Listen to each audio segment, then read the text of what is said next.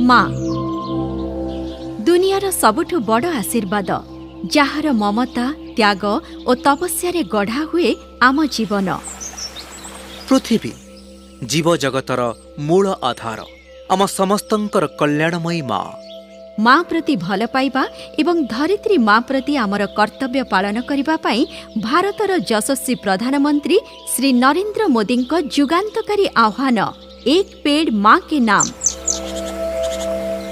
माँ के नाम पेड़ लगाने के अभियान से अपनी माँ का सम्मान तो होगा ही होगा, धरती माँ की भी रक्षा होगी। ओडिशार लोकप्रिय मुख्यमंत्री श्री मोहन चरण माझी का आह्वान आसंतु एक पेड़ माँ के नाम अभियान रे आमे समस्ते सामिल हेबा। एक सबुज सुंदर पृथ्वी पाई सेप्टेम्बर 17 तारिख दिन गछटिए निश्चय लगाइबा।